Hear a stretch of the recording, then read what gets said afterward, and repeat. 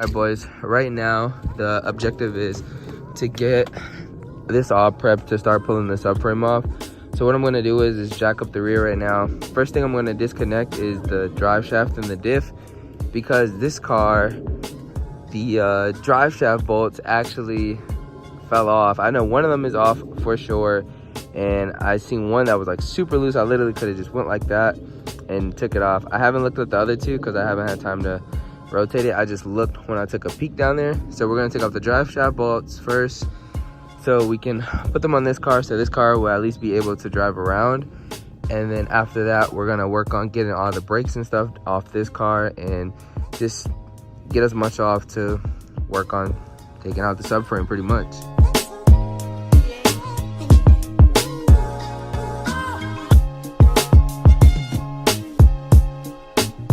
Wanted to show you real quick for those who've never taken off a drive shaft on an S chassis. Hold on, buddy. It's literally, bro, you good? You good?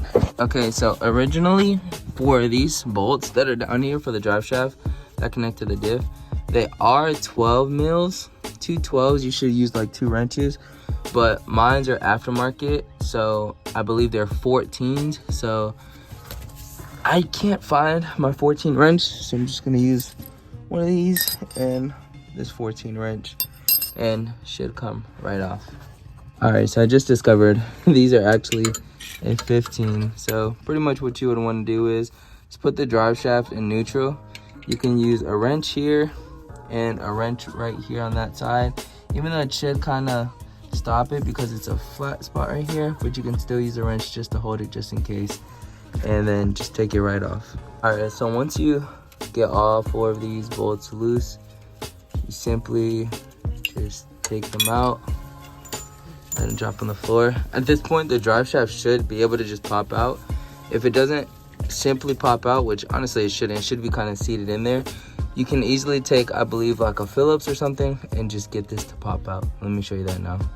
So what I did was, to get this out, since it's kind of seated in there, you can stick a wrench right through here, this hole, and just push it back, and then that way this would just pop off and it should just kind of dangle like that. All right, now that we got the drive shaft disconnected, what I want to work on is taking off the wheels so we can disconnect the brake calipers. And I believe after the brake calipers, the next step is to probably undo the subframe bolts.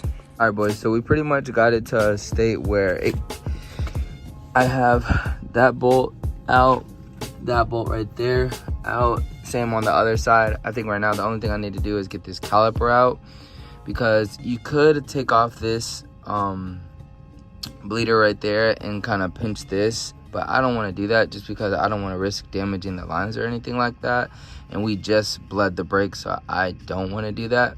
So what I'm going to do is just I have to run to Harbor Freight because for some reason I don't know where any of my tools are.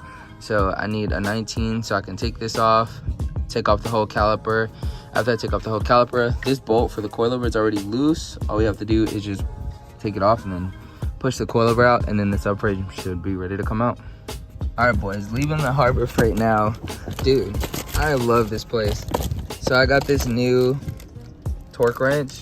They had longer ones, which were like half drive, but I already have those one at home, so that's why I didn't grab it. But this was, I think, $12, and they had a smaller one, like a quarter, and then they had this 3/8, and then they had a half, and this, of course, dude, like $10. So Harbor Freight, always good. Let's go finish this job up. All right, guys, so we got just about everything unhooked. We have the brake calipers unhooked, all the subframe bolts unhooked, the coilovers unhooked. I believe right now the only thing we have to do is get the exhaust out the way and really just make sure everything comes out smooth, and should be all good to go to pull. Fortunately for me right now, I have to head to work, so this will be on pause till probably tomorrow. So until then, see you boys the next day. All right, boys, it's the next day. I kind of just woke up, but I'm ready to knock out this subframe. Everything should, for the most part, be ready to come out. Just gotta drop the exhaust and maybe a connector or something, whatever, but let's get straight to it, boys.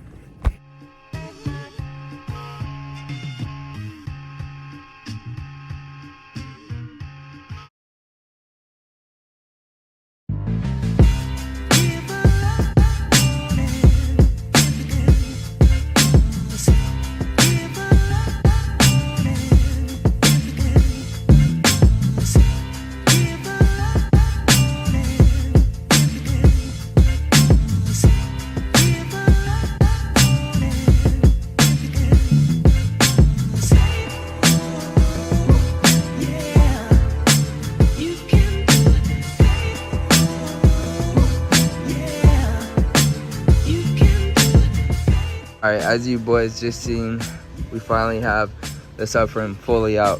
One thing I want to note is if you're doing this, it's very simple. You have that bolt, take off your calipers. What I did was hung my calipers up right there, because I already have a hole there from when I mount my side skirts or the elbow fenders, just so the caliper just isn't hanging there or whatever. Take off the exhaust flanges, the exhaust, you got to move that out the way. I just took mine down and moved it out the way rather than taking it apart or whatever.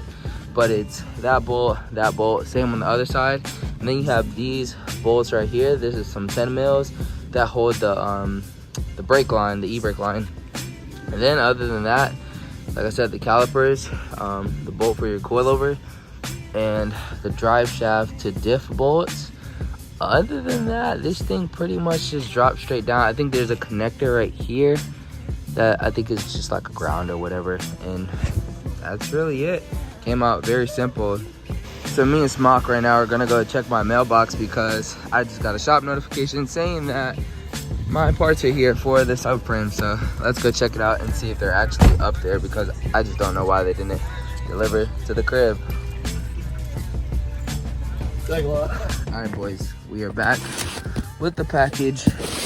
Let me show you what your boy got from GK Tech. They sell a really cool, like, GK Tech sells like a lot of cool things.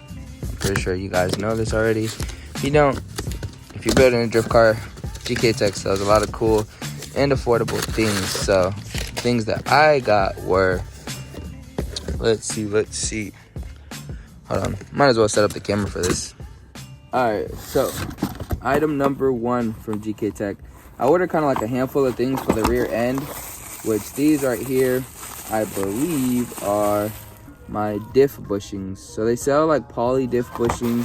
They had solid mount diff bushings as well, but based off what I've been hearing, for your diff and pretty much all of your drivetrain, you should use poly bushings. So that's what I went with. Especially this is going to be my street car. I would say, yeah, street car, really, not just my full-on drift car, because I think my actual drift car, the S14, has solid bushings on the subframe, which is cool. I don't know if the diff has solid bushings or not, but the car makes a lot of noise regardless because it's fully gutted and everything. And as my street car, I just don't want all that noise. We also have a rear. I think I've only ordered one of these, which I'm kind of an idiot for because I need to, but this is a real rear ball joint for the lower control arms. So we plan on refreshing up the whole entire rear end, every single ball joint and everything. Right here we have part of the reinforcement kit.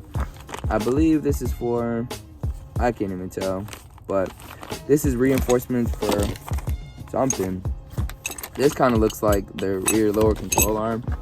Then we have some bushings right here. I believe these are for the rear lower control arm, or maybe these might be for the knuckle. I'll have to go back and see. But right here we also have some bolts. I believe these are bolts for like the lockout kit. They sell a lockout kit. Let me show you where that goes. What this lockout kit does, right here, as you can see, it uses these nuts and bolts basically so you can make adjustments when doing alignment. But with the lockout kit, it pretty much gets rid of all of that, so it doesn't move at all. So your alignment, say if you hit something or whatever, it doesn't get shifted a little bit because you hit something and then this had maybe moved or tweaked around and stuff like that. So that's what this is for, which is pretty cool, I guess you can say. Yeah, I find it cool. So that's the lockout kit. I believe I got more than one of the lockout kit, because right here it's only, oh, it's there right here. So I got two, I believe, one for each side, because you can put it on, I believe, all three caster toe and the rear upper control arm as well. So I'm going to use that for that. More reinforcement plates. Not 100% sure, like I said. Oh, they have directions, so it'll tell you in there, but I'll give the directions to the guy when I drop off the subframe to get welded. These, I believe, are the bushings for the, I believe this is lower control arm for sure. I believe this is lower control arm. This is the little bushings that go down there. So that's pretty cool. Like I said, we were refreshing the lower control arms, reinforcing the knuckles, also refreshing those with new joints and stuff like that, and reinforcing the subframe itself. See, we have more of these. Yeah, these might be for the knuckle or something. I think these could be for the knuckle because I got 3 of them. So then I believe the last one, the big one, is the subframe reinforcements. So I have a few plates in here. All this stuff goes around the subframe. So I believe this big piece goes around like where the diff goes. So you just got all this stuff to reinforce the subframe, beef it up, help it out, and yeah, the good stuff. I believe kind of scattered a little bit, but yeah, I'll give all these directions to my welder so he knows exactly where everything goes and have it all in place. All right, boys, so we made some progress after that little unboxing right there. I kind of just put the camera down because I didn't want to roll a super long time lapse that you guys probably wouldn't have wanted to watch, because I was wrenching for probably like an hour and also cleaning up all my mess and stuff like that. But let me show you guys the progress right quick. So our subframe, we got it fully stripped down, just about. We have the hubs and stuff off. Obviously the diff is out. That's pretty much all that really needs to be stripped off. We kept the arms on because I was watching a GK Tech install video, and when you do the reinforcements, they say you at least want to have the arms on there. Even if they're not tight, you just kind of want to have it on there to make sure you don't warp the metal or anything like that, and it kind of messes up the shape or whatever, so it will be hard to get an arm in or whatever. I don't really know. That's what they said. I'm not really too sure. But subframe all stripped down. Got my working area all clean. Got the car on jack stands, so it's gonna sit like that until you guys know how it is. With that being said, still have a little cleaning up to do, put those parts away and stuff like that, but we're gonna end off the video right here. If you guys did enjoy today's video, it's greatly appreciated if you drop a like, comment, and subscribe if you are new. With that being said, it's been your boy Chalice, and we out. Peace.